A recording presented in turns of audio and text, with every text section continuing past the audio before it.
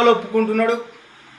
మహారాష్ట్ర ప్రభుత్వం, యూపీ, మధ్యప్రదేశ్, ఛత్తీస్గఢ్, హర్యానా, ఢిల్లీ అనేక రాష్ట్రాలలో బీజేపీ ప్రభుత్వం 10% కమిషన్, 20% కమిషన్ వసూలు చేసి కేంద్ర పార్టీకి పంపుతుంటే ఆ డబ్బులను తెలంగాణ రాష్ట్రంలో, బీహార్లో విహెచ్పికి, ఏబీవీపీకి, బీజేపీ పార్టీ నాయకులకు, ఆర్ఎస్ఎస్కి ఇచ్చుకుంటూ అలజడులు సృష్టించడం కొరకు, ఇక్కడ మతతత్వం సృష్టించడం కొరకు, బీజేపీని బలోపేతం చేయడం కొరకు, అధికారంలో ఉన్న కాంగ్రెస్ పార్టీని బదనం చేయడం కొరకు కంకణం కట్టుకున్నామని చెప్పి నిజం ఒప్పుకున్నందుకు బండి సంజయ్కి స్టార్ట్.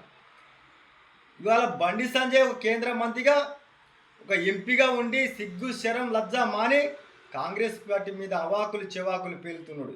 ఇవాళ కాంగ్రెస్ పార్టీ ఇక్కడ కమిషన్లు వసూలు చేసి రాహుల్ గాంధీకి ఇస్తున్నారట. మరి అనేక రాష్ట్రాల ప్రభుత్వం మీ ఉండి నువ్వు ఒప్పుకున్నట్టే కదా కమిషన్లు కేంద్ర పార్టీకి ఇస్తున్నారని చెప్పి మీ అమిత్ షాకు, మోడీకి ఇస్తున్నారని.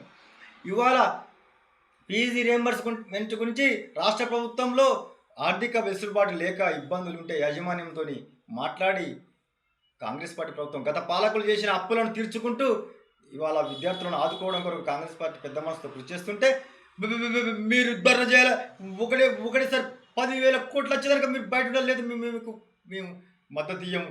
ఇదేం రెచ్చగొట్టే విధానం. ఇలా రెచ్చగొట్టి నువ్వు పబ్బం గడుపుకోవడం అని తప్ప దేనికి యాజమాన్యాలను కూడా బెదిరిస్తున్నావు. ఇవాళ హాస్పిటల్ యాజమాన్యాన్ని కూడా బెదిరిస్తున్నావు. ఆరోగ్యశ్రీ వాళ్ళని బెదిరించి ధర్నాలు చేయండి అని చెప్పి నువ్వే ఉసిగొలుపుతున్నావు. కాంగ్రెస్ పార్టీ అధికారంలోకి వచ్చేటప్పుడు ఎన్ని లక్షల అప్పు ఉందో నీకు తెలియదా? ఇవాళ మరి కేంద్ర బీజేపీ మోడీ 15 లక్షలు ప్రతి అకౌంట్లో ఇస్తానని వేసిండా? సంవత్సరానికి 2 కోట్ల ఉద్యోగాలు ఇస్తానని ఇచ్చిండా? మరి ఏది ఇవ్వకుండా కూడా నువ్వే గొప్ప నీతిని మాట్లాడుతున్నావు. ఇది ఇప్పటికైనా తెలంగాణ రాష్ట్ర ప్రజలు గుర్తెరిగి కర్రుగాల్చి వాత పెట్టాలి రేపు జూబ్లీస్ ఎన్నికల్లో బీజేపీ పార్టీకి.